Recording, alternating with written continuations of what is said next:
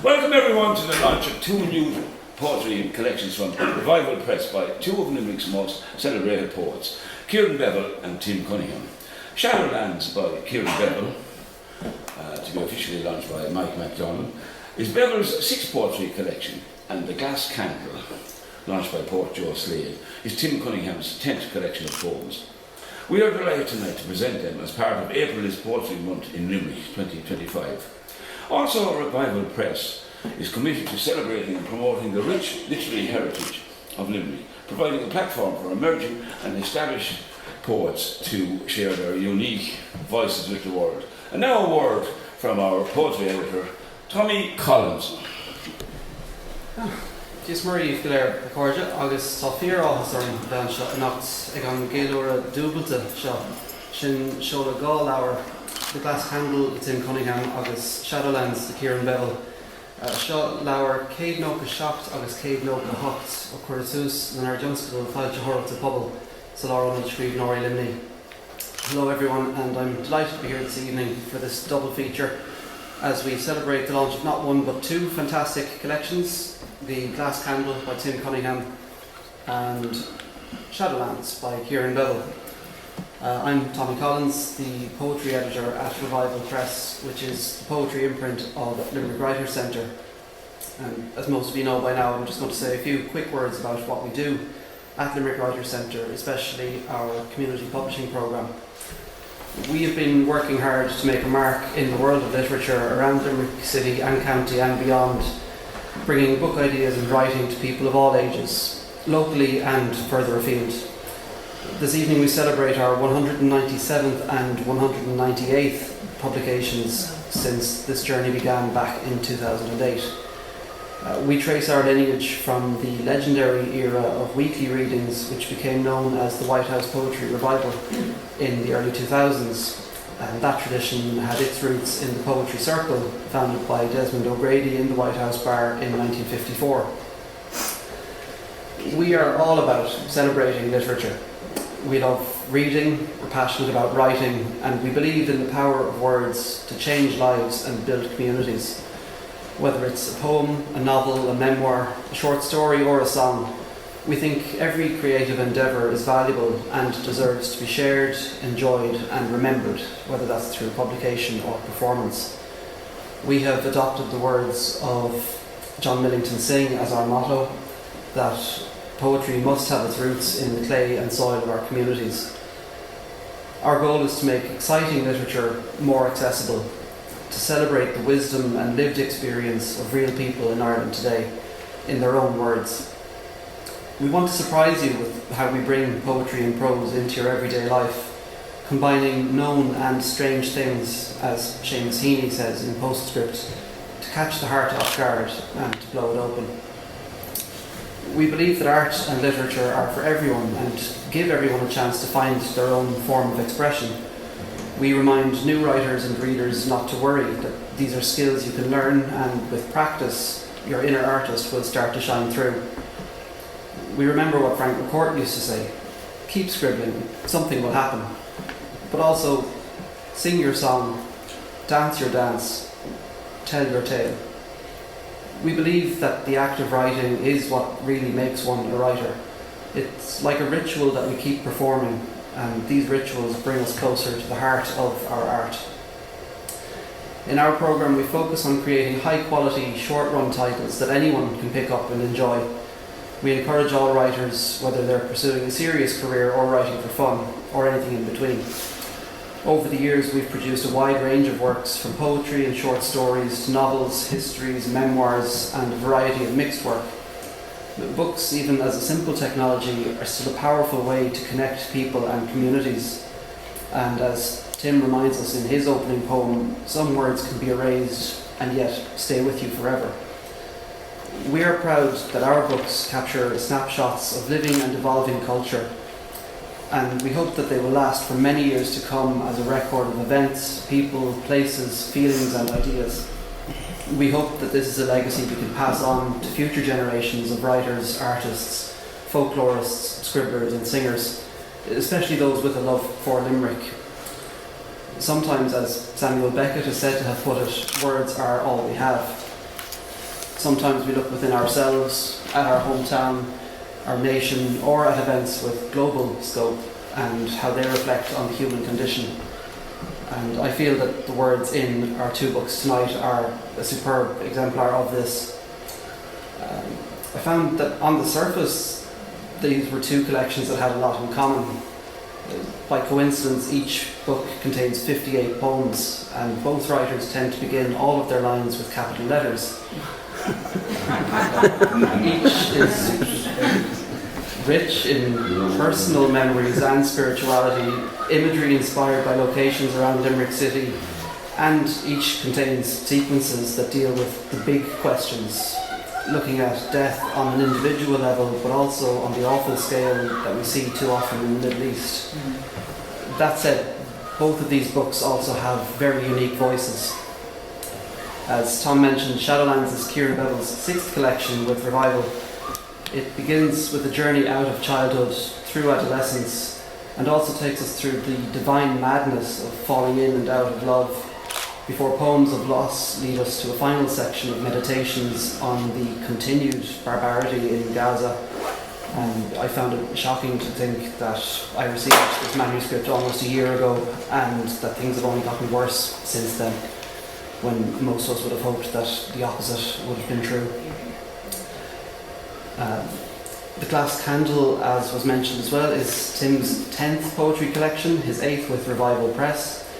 In it we see the power of memories and teachers, both good and bad, the constructions of nature and humankind, the search for beautiful truths in birds that sing, weave, hunt, soar, and sometimes even fall.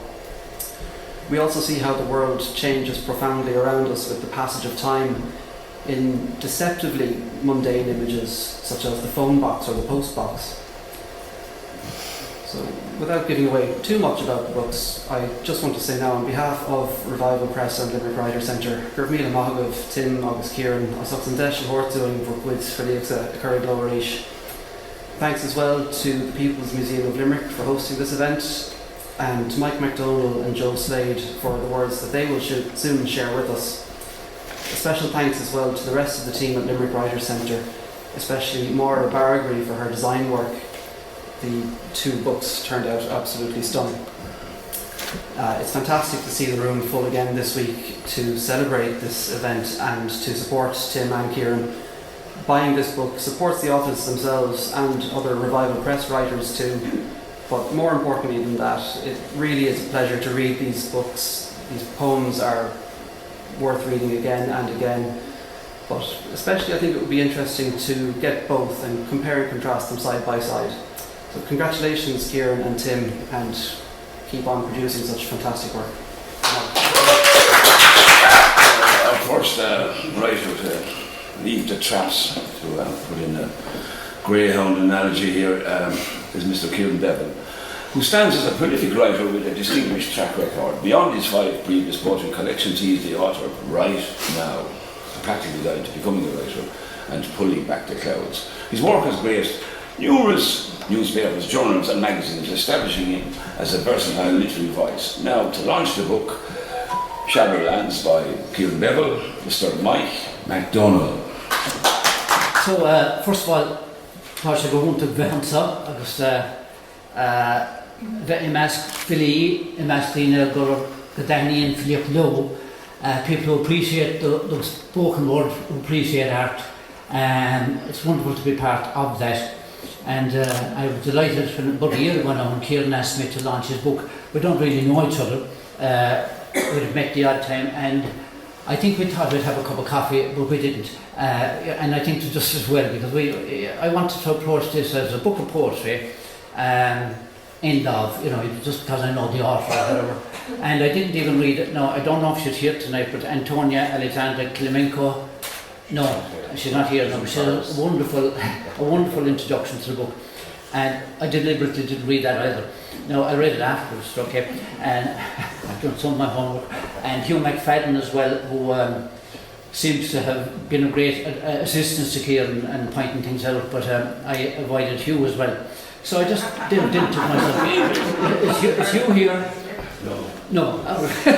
We'll read them if you I like. can keep up with them. I'll write them afterwards.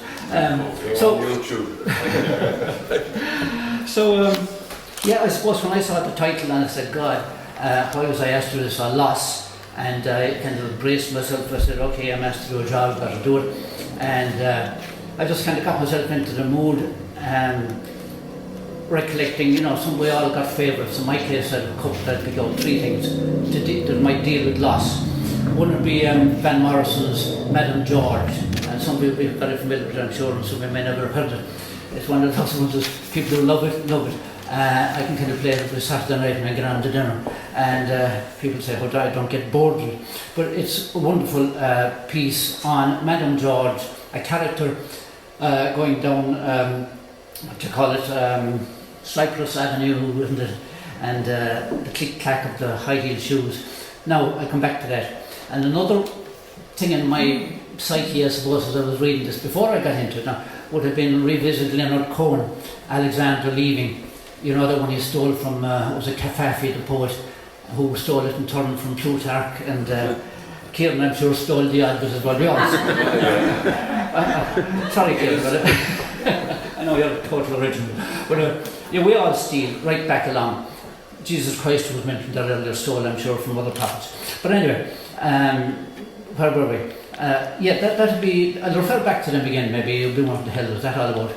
But as well as that, the great poem of love and loss in our own tradition, one of the greatest, from the 18th century, I think, wasn't it, about 2,500 years ago, 2,500 years ago, Queen Aptylira, not written, by Eileen Governey Cunningham. Actually, I saw some place today when I was checking that some people say written by her. She didn't write it at all. It was all extempore. It would have come from the tradition of the Irish wake, where when the person was dead, that you lavished praise, often, I suppose, to just Ramesh, but in this case it was far from Ramesh. And it was so brilliant that people kept it in their minds, and it was passed down and eventually written down. And it would be seen, I'd say, as one of the great love poems of the 18th century in Western Europe, even just straight over the head of Eileen Governey Cunningham. And I'll just give you the first 2 lines of it. It really is reverberates. You can keep reading it forever. Morada dangin hu lada waka hu e county wargig hugma hu ilaragit hugma khri tanavdish delius on mahalak valo valilat. And it goes on, and I mean, her husband after Lear had just been killed because he wouldn't sell a horse, apparently, because the horse was worth more than 5, or if that time during the penal laws, if you were offered £5, 5 guineas, you had to sell your horse. And without labelling the point, I suppose things like that in our past, we weren't a colonial nation, we were colonised, and I suppose that's why we feel the suffering in particular. Not that hopefully the whole world feels the suffering at the moment, particularly in Gaza, and we'll come to that. So I suppose that's got me going. They're my touchstones, if you like. They're the things that kind of, among lots of other things I would hope, but they're things that are kind of there on a Saturday evening when you kind of relax. What are the things that I'd like to play on the radio or whatever. So they got me going. So, like I say, I have a bit of trepidation, but I'd ask anybody here in this room, don't be one bit hesitant in taking on Kieran Beville's work, because it's about loss, but what does art do? What does poetry do? Any kind of art do? Film, whatever. It transforms the loss, hopefully. It puts form on it. When I say transforms it, it can be a bit mingled, and you kind of put a bit of form on it, and then it's a bit easier to handle. And if you're the reader, you would have suffered loss. Everyone here in this room would have suffered some loss. We suffer loss probably every day, and the 3 things I mentioned there might be a bit tangential, but they kind of got me going on this, and I have my own, obviously, reactions as well. So I started with section 4, Loss of Humanity, because I was writing some poems myself at the time, and I still have a collection, a bit like here, including other poems on the absolutely awful situation in the Middle East. Not on October the 6th indeed, which was awful, but on October the 5th, and not October the 4th, and maybe 1948. And, anybody who has any idea at all of history knows exactly what happened. And I warned myself tonight not to get going, so I'll stop at that. Kieran does it amply in his section 4. And a bit like Thomas said, Niels Louis Hansen, nor force an coach or Kieran, have to blame on him. I kind of like that as it is this last 6 weeks, looking at the previous times. 1,000 killed, that'll be 5,000 minimum, maybe 10,000. 10 to 1 isn't a bad ratio if you're one of the chosen people. But 50 to 1 now, and it keeps going. So, Kieran would have written this way back, as in the context of the current situation. Birthday boy in Gaza, and I'm only going to quote 2 lines out of it, which will tear your heart apart. You think of the little boy celebrating his birthday, and maybe it's a makeshift tent and a few candles, but of course it doesn't end well. Last 2 lines. With one fierce puff, the stars were quenched. And then another one, this is more direct, this was sacrificial lambs. I'll just give you 4 lines of this that struck me. Instead they lie awake and hear a mother's weep and a father's scream, for the slaughtered to appease a craven lust for blood. Now you could say that last line is too direct, or is it? I don't think it is. There was, and I suppose I grew through it in this country during our own troubles, most recent troubles, from 68 on to whatever, the Good Friday Agreement. But there was an absolute imprimatur, or I must say, well, I won't be. There was a feeling that you shouldn't ever represent the Republican side, the nationalist side, because if you did, you were a fellow traveller. Even the likes of great journalists like Mary Holland suffered from Conor Cruise O'Brien, and she lost her job at the Observer because she wrote about some domestic issues in Jerry. So such was the case, and people who suffered through that, and I'm sure when I say suffered, I'm sure Kieran and lots of other people here would have done the same, of a certain vintage. We'd have seen the likes of, sorry, I'm looking up and down a bit, but Thomas Kinsella, the great poet, he wrote on Bloody Sunday, Butcher's Dozen, and he suffered for that. All he did was react to a horrible event when British soldiers shot down these people, and it took us 40 years for the Salmon Inquirer to actually find out the obvious, which was obvious even at the time with the videos. But my point is, Kinsella suffered for that. And I think poets will always have to prepare to stand out and suffer. I mean, if you take the Soviet Union, we probably remember the ones who got buried in shallow graves, were sent off to the gulags. The ones who tiptoed along with the regime, as in the fascists in Spain, we'll remember Lorca, but we won't remember the others. And I think you have to have the bravery, and it takes a bit of bravery sometimes to stand up, because you will be called anti-Semitic, you will be given these ridiculous phrases, and it's a very easy put down for people who don't think too much. So anyway, sorry, I've gone on a bit there, but just to remind ourselves in Ireland, W.B. Yeats was quite willing to take on political issues, and nobody said, well, we can't do that. I mean, he did it at the time, and he blamed himself in some ways for some of the rebellion because of the plays and stuff that he put together in the Abbey. But anyway, that's maybe enough about that, but just, you will feel a bit of pain when you read Kieran's, all of his book, that's section 4, and I suppose the worst thing about it, if at least there was a ceasefire now, at least there was some kind of resolution, you could read it with a certain detachment, but I'm afraid you still can't.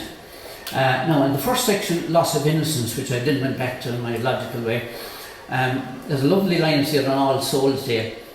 His mother, Kieran, as a young lad, I presume, his mother sent him up to the graveyard to say a few prayers for the dead. And he seems to have done it properly, because the last 3 lines are a lovely image. And it seemed to me that I was being watched by birds, waiting to fly with winged prayer heavenwards. Nice idea. And in that section as well, we have the early morning drinkers, a bit like my Madam George Van Morrison. In this case, Kieran introduced us to the Jolly Baker, who worked at night and had his few drinks in the morning. In my wayward days, the good old days, I actually had a few drinks here in Limerick in one of those early bars. Those days are gone.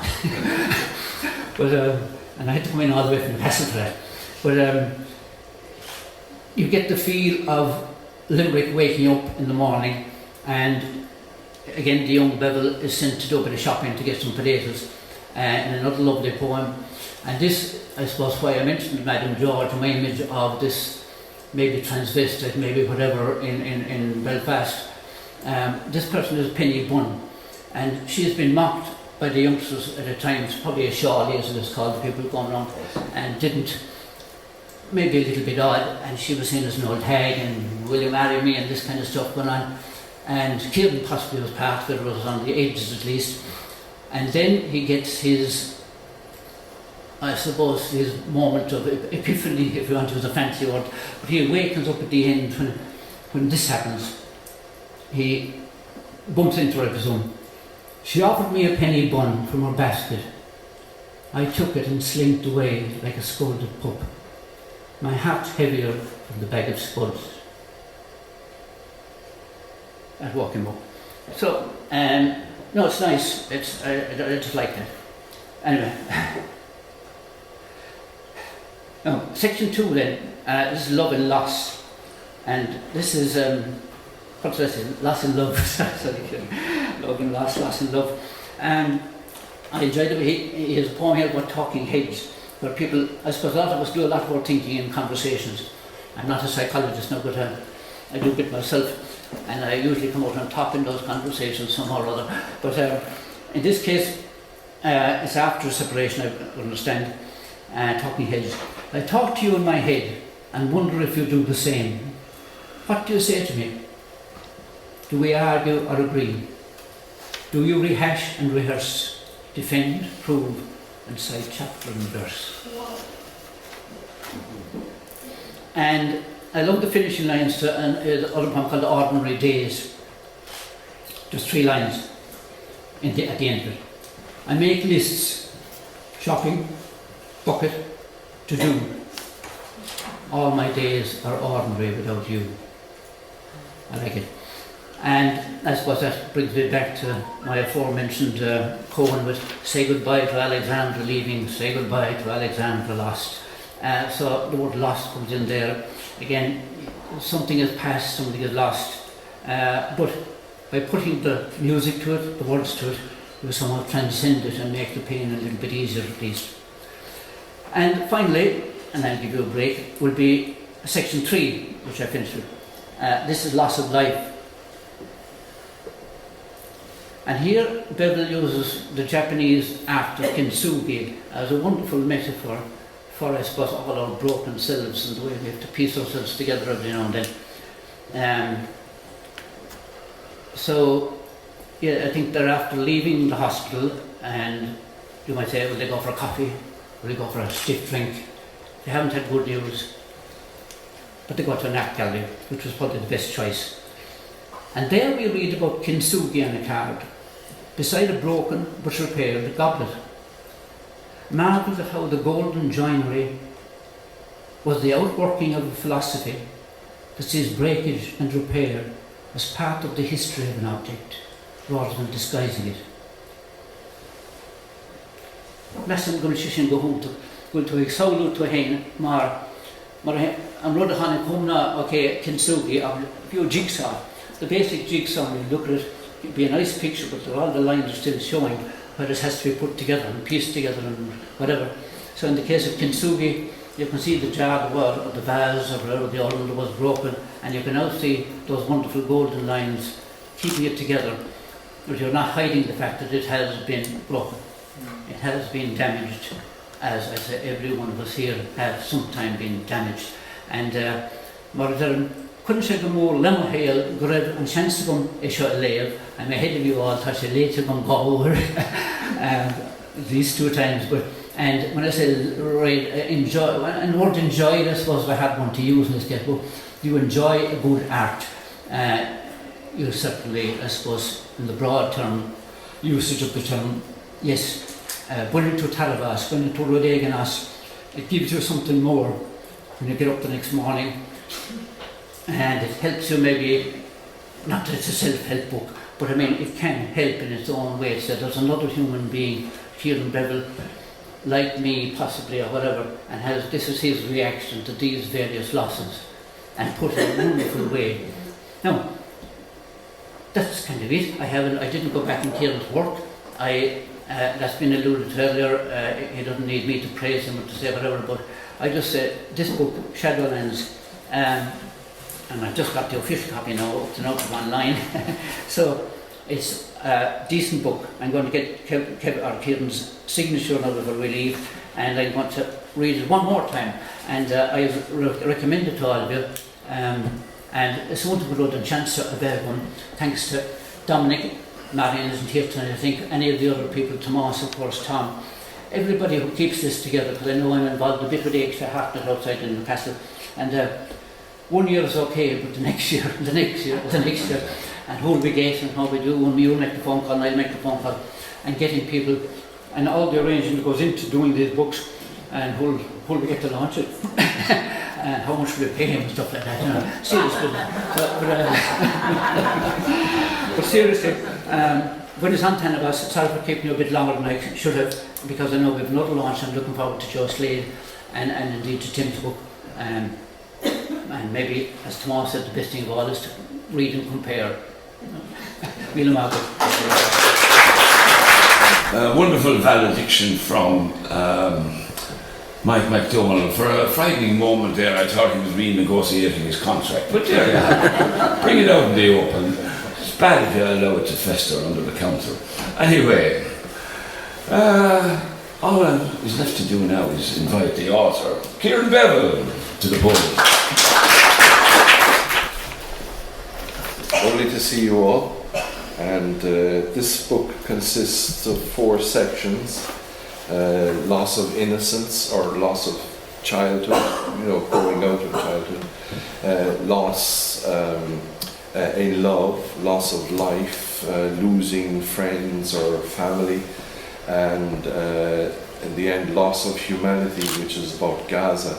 So that's a kind of a natural sequence, I suppose. That's the chronology in the spectrum of life. So what I intend to do is start at the back and read from right to left because of the Arabic influence in my life.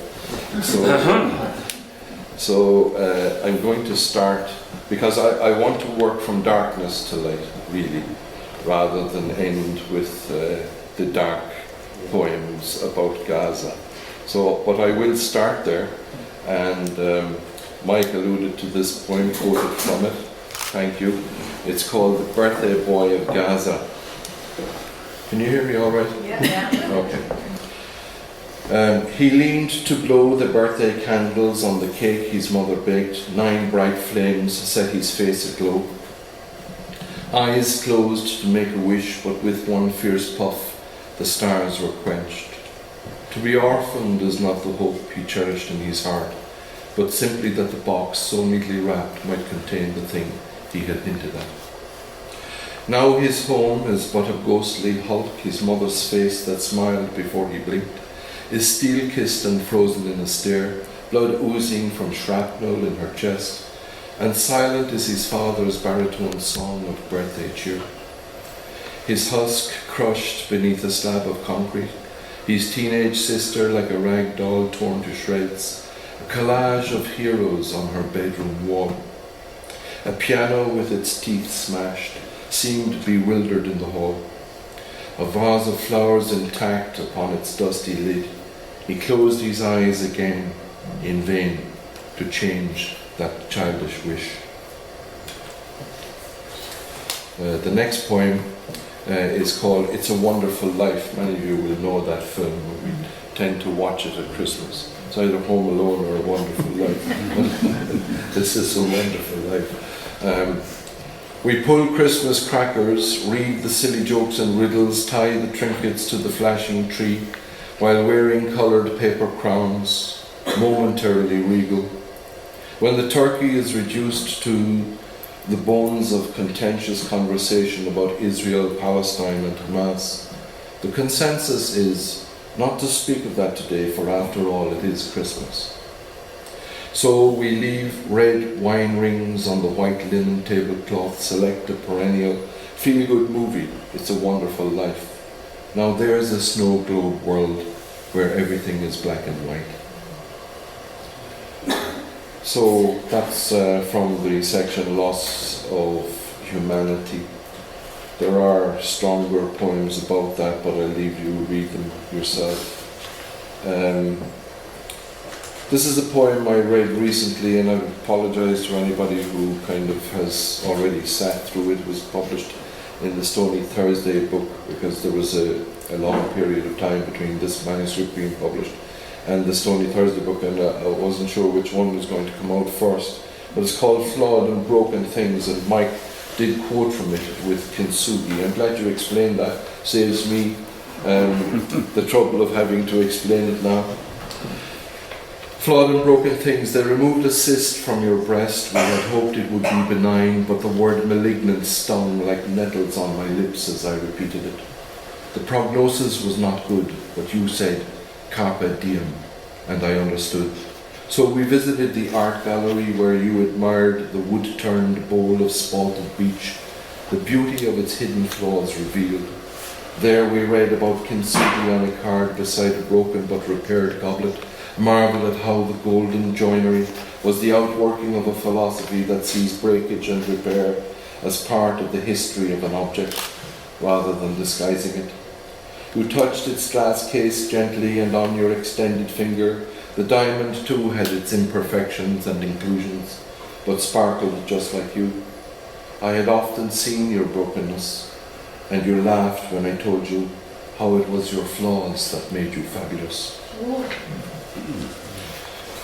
The titular poem, or the title poem, Shadowlands, this book is dedicated, by the way, to the late Josephine O'Connell Lowdell, my ex-wife's sister, who was a friend of mine for 42 years, and it's called Shadowlands. She was just, and I think a lot of us might relate, certainly of a certain vintage now, might relate to what this poem describes. She was just a girl when she went from Limerick to London to become a nurse, and her father phoned on some days from the local shop. She was witty and wise, joie de vivre in those wild Irish eyes. I remember when she made the vinyl spin, Non, je ne regrette rien, Edith Piaf's immortal song. There in the Vale of Evesham I see her. In Tewkesbury Abbey we read a plaque that spoke of God's grand designs on earth, and we picnicked at the place of Shakespeare's birth.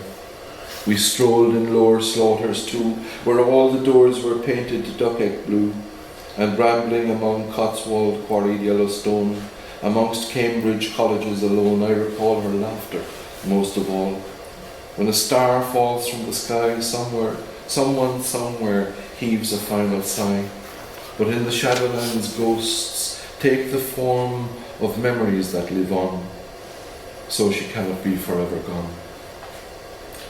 And this poem I also read recently on the first Wednesday, and apologies to those of you who sat through it once.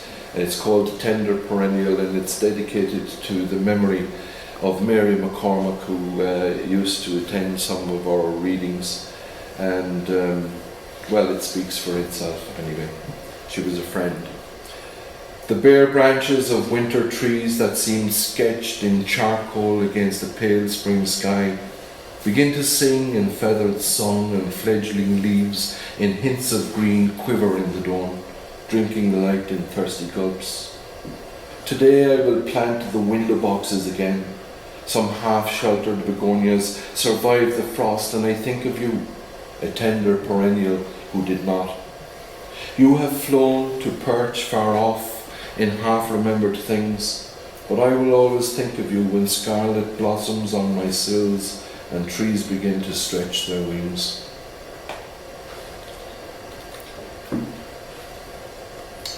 So, that's from the section Loss of Life. Going back now to the second section, Loss of Love, I want to read a very short poem called Between the Sheets. Not what you might think now. She caught a falling sycamore leaf, put it in my book, between Frost and Ginsberg. Months later I found it, a raised palm, insisting that I stop, to remember its veins, lifelines, showing where our paths diverged. And this raspberries Shortly after my marriage broke up in 2017, I lived in West Cork and I had raspberry canes outside the patio door. And any of you who've ever grown raspberries know that, like, you get punnet after punnet after punnet. It's the plant that keeps giving and giving. And this is kind of an analogy, if you like, or a metaphor. But you'll hear it. Raspberries. Each day you turned your back on the city when the setting sun freed you from tedious toil. You followed the light westward to home and hearth. In that first summer of loss, memories were as bounteous as raspberries on the cane, and I marvelled at how both replenished, even when I had plucked the branches bare. New crops appeared with new dawns. I still harvest the soft fruit of those summer seasons, my fingers stained with the blood of those berries crushed for their sacred ink. So, we're nearly finished now, we'll be delighted, you know. This is called The Acolyte and the Olympian. Do you remember Eamon Gleeson in The White House? Yeah. And his sister? I always thought it was his wife, but it was his sister. She lived in Farnshone, and I used to serve the Latin Mass at 6 o'clock. And sometimes she'd pick me up and just give me a lift into the Franciscans. She was going to Mass. So this poem is called The Acolyte and the Olympian. It was 6 a.m, mist rising from the river as I crossed Sarsfield Bridge to the Franciscan church to serve the Latin Mass for a visiting American priest, alb and starched white surplice in a Besco bag. How many of you remember Besco bags? Yeah. I hoped I would know when to kneel and stand to remember to genuflect when crossing the tabernacle that housed the sacred host, to ring the bell when chalice and sacramental bread were raised aloft. In the vestry I laid out the priest's robes, put water and wine in little glass jugs. The clergyman seemed ordinary before he donned those garments, but when he kissed the stole and draped it over his shoulders, he was sanctified by ritual, just like the way he patted his lips with a white linen napkin after he supped the blood of Christ. He gave me a silver dollar and I was wowed until I learned that the coin was worthless currency in my hometown. So I placed it on the railway track and it was flattened by a passing train into a large disc. I drilled a hole in it and hung it around my neck with my sister's green ribbon, a second best Olympian, in nomine Patris et Filii et Spiritus Sancti. Amen. And All Souls Day is the last poem I want to read, and thanks again, Mike, for referring to this poem. It's a true story, and if you visit St. Mary's Cathedral, you will find this little grave. You will find my family grave, the Clancy plot, right outside the door. It's probably the largest, if not one of the largest anyway, plots in that cemetery. But there is a tiny little grave, and I refer to it here. It's a true story. And All Souls Day. Visit the graveyard on your way home from school, my mother said, and say a prayer for Nana and all the other dead. A few trees were still unleafing as dusk approached, my school bag heavy with blue-lined copybooks. I moved among the slanting stones with their barely legible epitaphs, fading like memories in the unrelenting cycle of time. Searching for my ancestral bones, I came upon a grave striking in its littleness, where a 2-year-old girl was laid to rest. She is not dead, but sleeping. The headstone preached in faith. That was the first time I contemplated the immortality of the soul, though back then I did not know that word, and I still wonder how I heard that sermon in such a place, the voice of God etched in stone. And it seemed to me that I was being watched by birds, waiting to fly with winged prayer heavenwards. Thank you very much.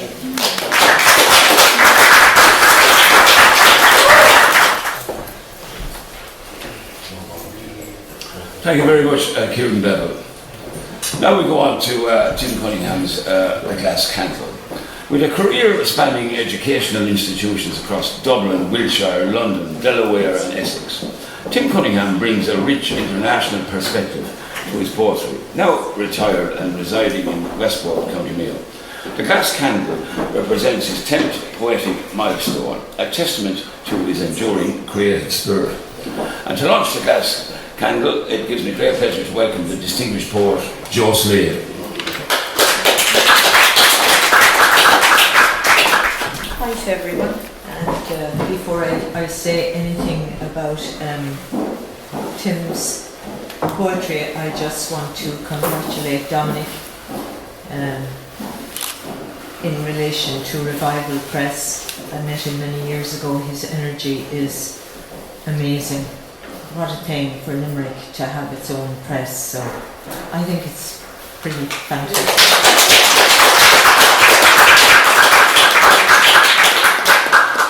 And of course to all those people who helped it to happen as well. Tim Cunningham, I've known Tim for many years, very many years. And congratulations to you, Tim, on the publication of this, your 10th poetry collection, The Glass Candle. It's fabulous. I've had it under my eye for the last 10 days at least, and the best poetry takes reading and rereading many times. You are and always have been a committed poet, a songmaster, a conjurer of hope and inspiration. You do and have done what I believe the poet's vocation is: to uplift, to celebrate beauty. For it is true, beauty may possibly save the world.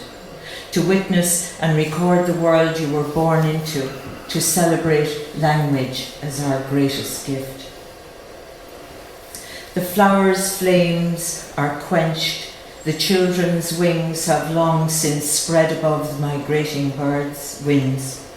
What is left is the echo of a horse's iron shoes, the sparks igniting memory. These lines at the end of the poem Bayard in Tim Cunningham's new poetry collection, The Glass Candle, immediately ignite the reader's imagination. In mythology, the Bayard horse is well regarded. Though myths change, and with the changes, Bayard's reputation varies. But its power is always acknowledged, and often symbolised by sparks igniting from its hooves. The poet recognises the power of memory, the image of those fiery sparks, recollected from childhood, are transformed here as lived truths reclaimed. Bayard introduces us to this poet's quiet, thoughtful, distilled voice. He invites us to join him in his celebration of life. He writes from a place of belief in life, in joy, in beauty, in the power of language to transform us. He is wise and compassionate in his observations, but his voice is always clear and unflinching. He is a poet always open to the world, even as it changes. These lines from his poem Only Now demonstrate that. No guessing now.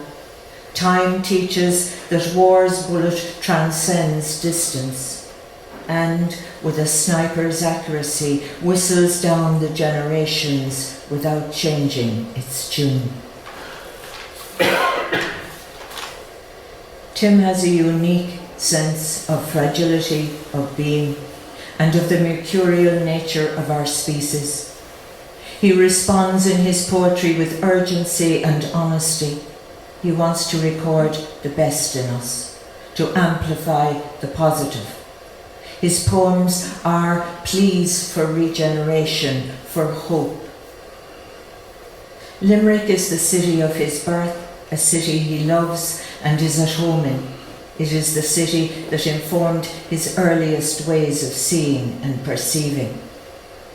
Reading through these poems, I walked with him through the streets, the skies. I heard the voices he heard, like a kind of forgotten music through the lines. His poetry is rooted in the lyric tradition, but it is his own distinct voice. Adrian Mitchell says of Tim's work, he has a most musical ear, a keen eye and an open heart. After years away, both in distance and in feeling, Tim returned, not just to the country, but to the city of his birth, to the quiet rhythms and remembered corners, to the estuary city of lights and darks, our Limerick, surrounded as it is by waterways. In this new collection, his poems carry both the weight of absence and, as he experienced it, the tenderness of homecoming. I wish Tim the best with his new collection. I loved it. Thank you. Thank you very much, Joss Slade. Ladies and gentlemen, Tim Cunningham. It's difficult to know what to say, especially as I say everything on the top of my head. But what a privilege to read with Kieran. I didn't know Kieran's work at all. Absolutely wonderful. Thank you, Kieran. To look at the draw, it could be anybody. And Joe, thank you so much. And I can't believe like Ed's introduction to my previous book. Who is this guy? Anyway, thank you so much. We really appreciate it. And thank you, Dominic, for the invitation again. And for allowing me to pass out most of the symphony writers who managed to die after their ninth. Is that right? Yeah. Well, it's a tradition anyway, true or false. Yes. Yeah. So,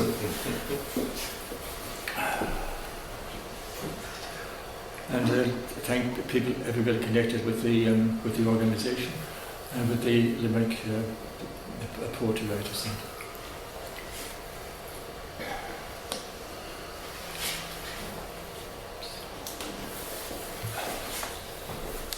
I hope you can keep up now with my advanced knowledge of technology. Words on a blackboard. Is this okay? Yeah.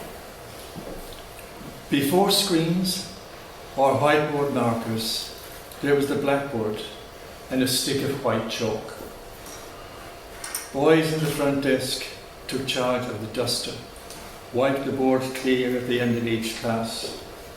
Maps of Ireland disappeared abracadabra. Towns, rivers, mountains reduced to chalk dust. Words with tricky spelling like chocolate, bicycle, and chaos turned to powder. But some words resisted every duster. Machete words that hack through the undergrowth of dark days, water the desert of sleepless nights. Words like love, joy, laughter, hallelujah. Words indelibly chalked on the blackboard of the human heart.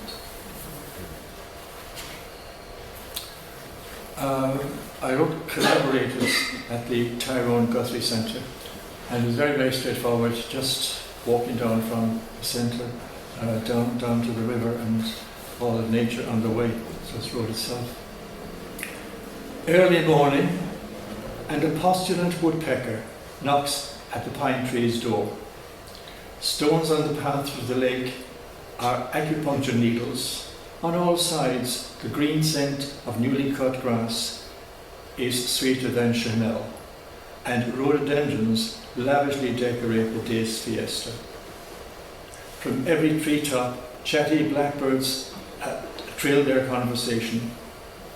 Not knowing the lyrics, bees busily hum in a minor key, while in the distance, a discordant note where, surrounded by bailiffs in tall black hats and soldiers with fixed bayonets, a cuckoo dislodges the tenant from her nest.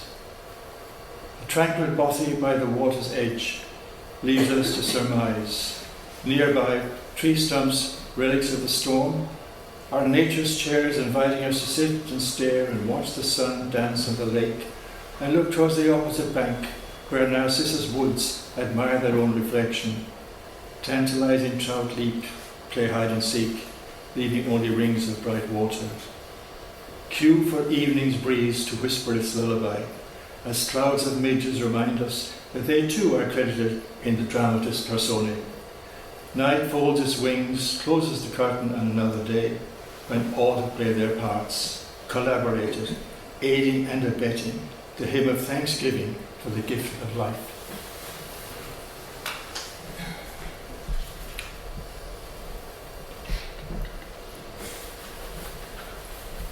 You know, many will remember Poverty Cullen as the swan in the evening moves over the lake. A swan in the afternoon. Crossing a bridge where the river shook hands with the lake, the surprise of a swan just yards from the shore. Regal, neck white and tall as a flagpole, beak and pencil point of a school compass, head turning the whole 360 degrees, the full circumference of the nest. Euclid would have been impressed. A 10-day construction job with all materials to hand: reeds, rushes, sticks, soft grass, moss, rotting vegetation. Nothing imported, all deftly entwined by the prototype, the original and best of weavers, without architect or apprentice, all visualized in her DNA. But nature does not sleep. Already a heron is adjusting its sniper beak, the nest firmly in its telescopic sights. Into my vision, Herod's massacre of the innocents, a Moses basket, a crown of thorns.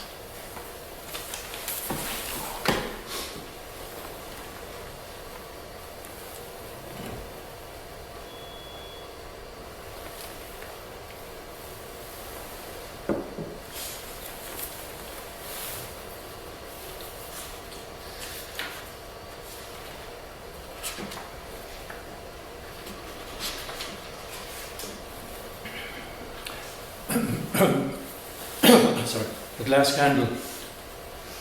Just this silly words crossed my head one day. When I finish, if anybody knows what it means, please tell me. The glass candle. The shards lay scattered on the kitchen table, shards of glass. He tried to reassemble them, the ultimate jigsaw. After 6 days, the job was complete. In defiance of all science and logic, a glass candle. But he was happy with the work, stood back and saw that it was good. Striking a match, he lit an eternal flame and placed a sign at the candle's base: in case of emergency, do not break glass.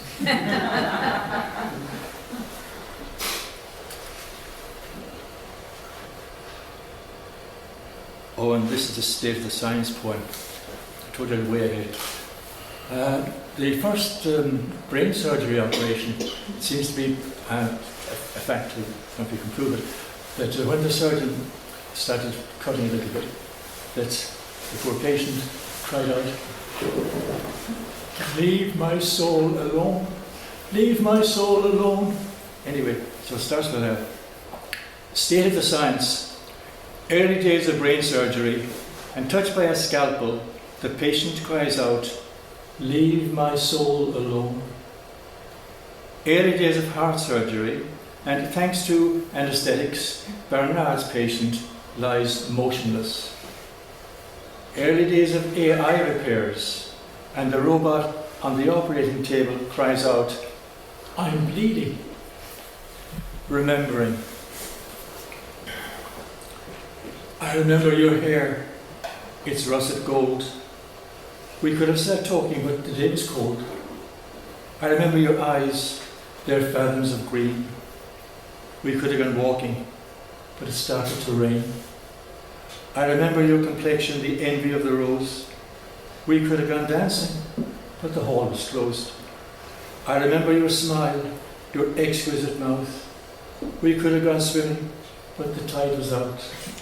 Yes, we could have gone swimming, but the tide was out.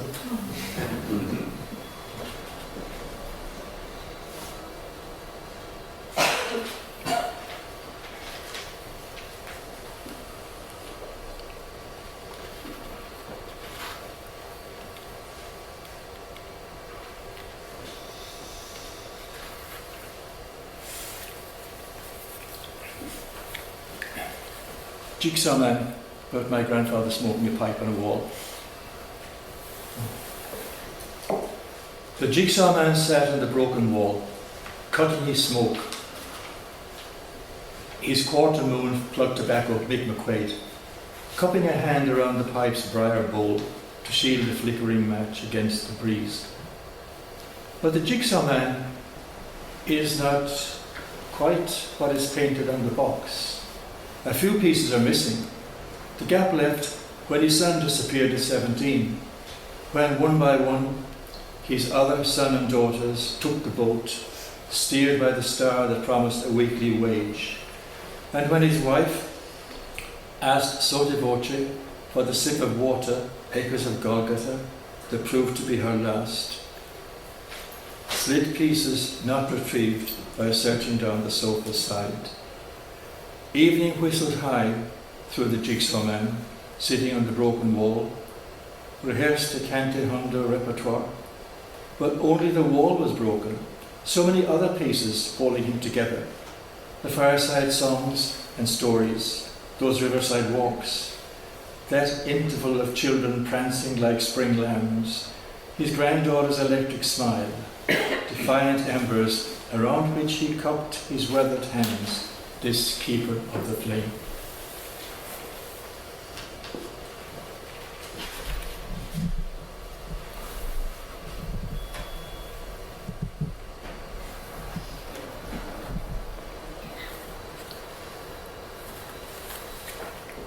Vade mecum. Better than a good book, a good companion. Rifling through the shelves of Blackstaff's, O'Mahony's and Shakespeare and Co., she found several great books. Rifling through pubs, clubs and coffee shops, she found several good men, until one night, when the moon was full and her guiding star at its brightest, she found the one, her vade mecum. Then the plaited years and plaited hands, when they walked side by side through cliché meadows and October storms, when feet floated across dance floors, destination happiness, a happiness soundtracked by children's laughter and spotlighted by innocent eyes. Years when wherever she looked up, he was there, and whenever he looked up, she was there. Years when they finished each other's sentences. Years when the loops and lines of their handwriting edged towards identical. Years too busy to notice the ticking clock until her darkest night, when the covers closed, folded like an eagle's wings at dusk. Too late then to rifle again through pubs and clubs and coffee shops, but just for coffee. And yes, great books still crammed the shelves at Blackstaff's, O'Mahony's and Shakespeare and Co. All but her all-time favourite. And the Book of Life has no reprints.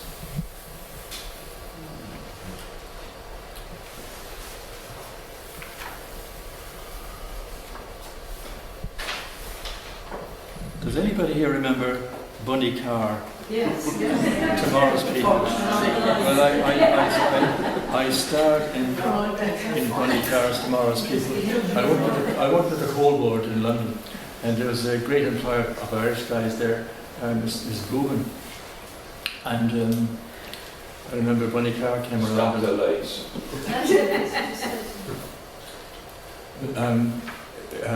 Bunny Carr came around with the outside broadcasting wagon. And there were three of us there. There was a young guy from Galway who didn't have a clue where he was going. There was a young girl who knew she was pretty, and somebody would tell her where to go.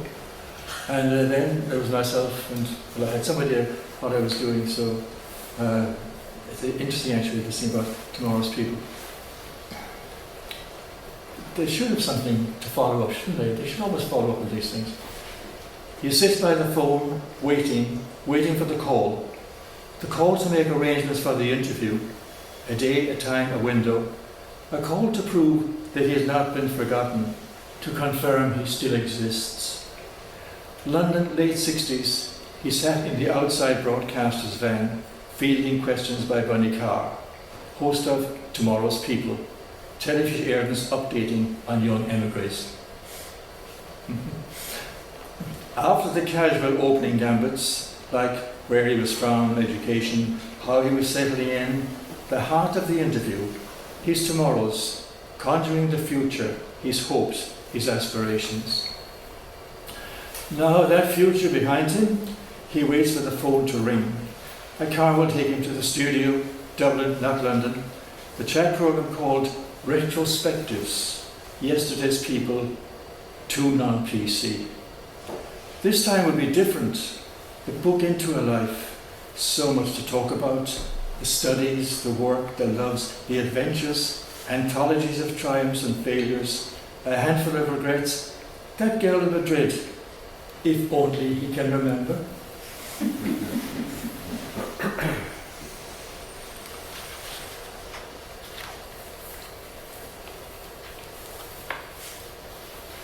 Letterbox. I still write letters. I keep the post office going. To Miss Court Descartes, I receive letters, so I exist.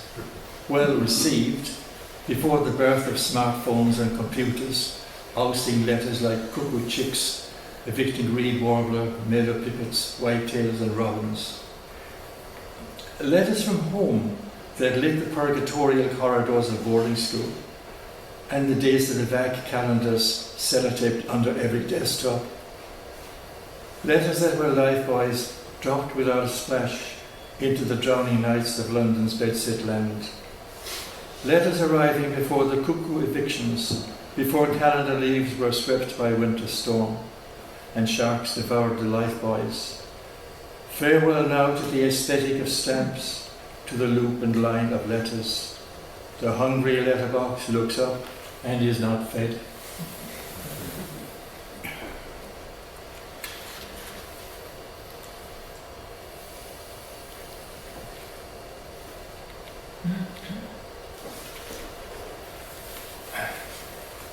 When I write poems about conflict, major conflict like wars, my father was killed in the Second World War in 1944, and I always think about the mothers, the wives, the people left behind.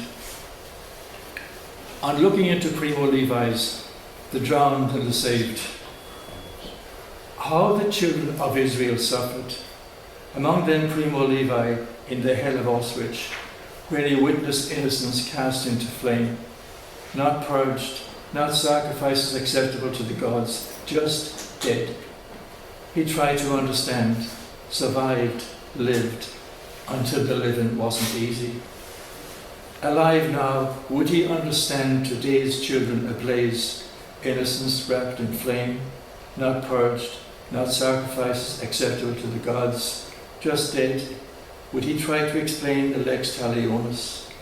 Would the guilt, not survivors, prove again that living isn't easy, seeing that a mother's tears cannot quench the flames devouring the children of Gaza, no more than they could quench the flames consuming the children? Sorry. Consuming the children of Israel.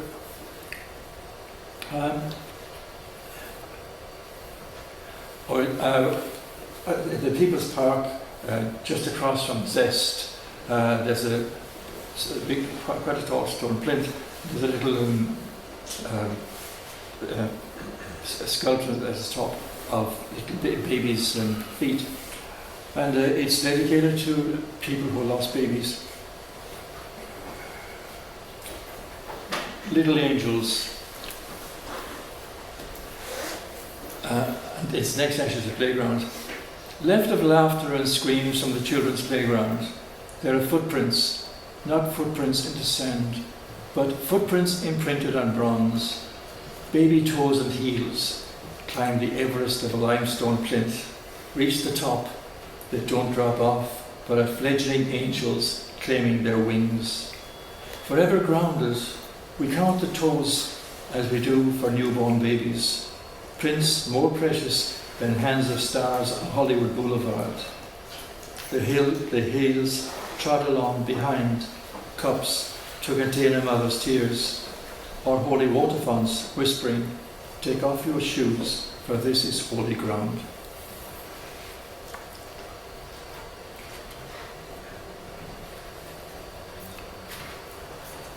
there was a young girl, she used to be, I suppose, really, I suppose, earning her keep outside her mannies and on the streets.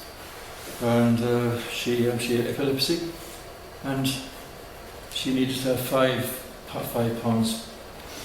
before she could have accommodation for the night someplace.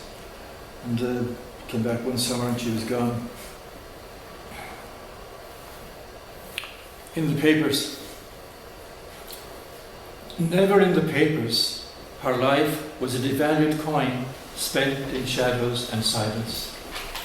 But silence and shadow make poor copy, so never in the papers. Not until now that she is found wrapped like yesterday's discarded fish and chips in layers of newspaper, papers that failed to shield her from November rain, December's rabiate scalpel.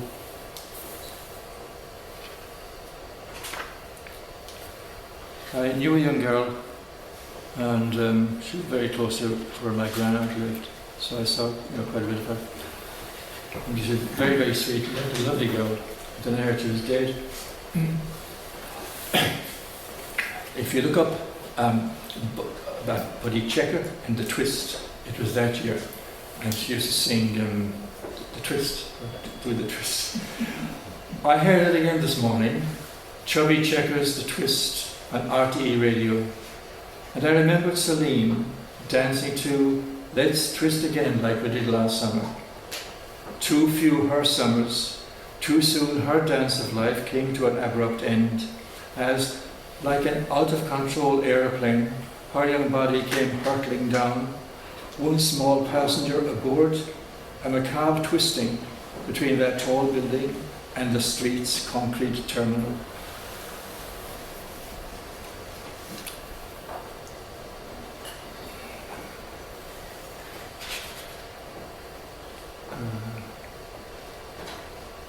Edna isn't here. Knut Skinner's in a partner. I was going to read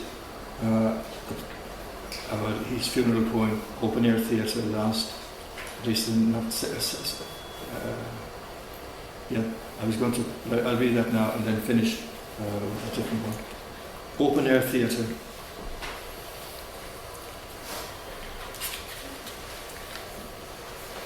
Is that? How many of you knew Knut? You know his work anyway, yes. Really, really such a lovely man. Remembering Knut Skinner. Perfect weather for open air theatre. The clouds directed in advance to keep air corridors clear above the cemetery in Killaspuglane, where the stage is set for the final act in his drama. Audience participation essential. To enter, we step across the stone stile between worlds. High priestess of proceedings, Edna guides a constellation of eulogies, then invites friends to read aloud selected gems from the treasure chest of Knut's own poetry, each one a beacon illuminating the auditorium. No matter the order, Knut guaranteed the last word. Most memorable, Edna's graceful pirouettes, distributing air hugs to every corner of the earth, each gesture dancing a joie de vivre. A baby's intermittent cry is leitmotif, celebrating the cycle of life. Stepping back across the stone stile, returning to the house, we know that clouds have already been instructed to keep the sky clear above their Garden of Eden in Killaspuglane. And I'll finish with a poem called The Bridge, the Castle and the Falls. I was saying to myself one day, I really must have said, what is my absolute favourite view? That's such a choice in the whole world. And come back to Shannon.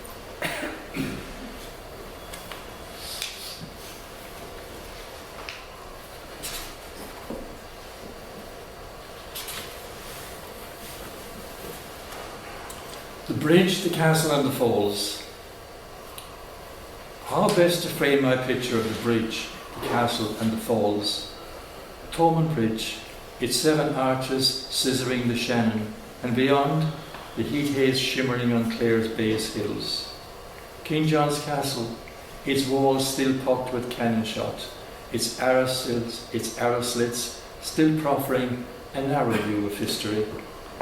The Corrigar Falls, our local and discreet Niagara, very discreet. Their surge and swirls unveiled twice daily at low tide. Younger, I would take the wilder view, raid the textbook's pages, and choose somewhere between the splash of Viking oars and the wild geese jet stream off to fight King Louis's wars. Now that history is intimate, and I reel in the salmon silver years, perhaps I will return to that first picture, creation's oil still wet, perched on the crow's nest of my grandfather's broad shoulders. And thank you for being such a lovely audience. Thank you.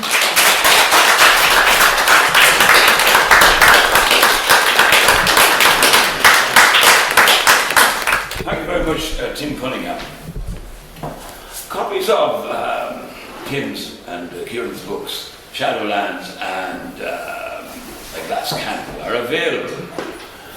The doors will be only unlocked when you buy at least one, and possibly have a rush of blood to the head and buy both of them.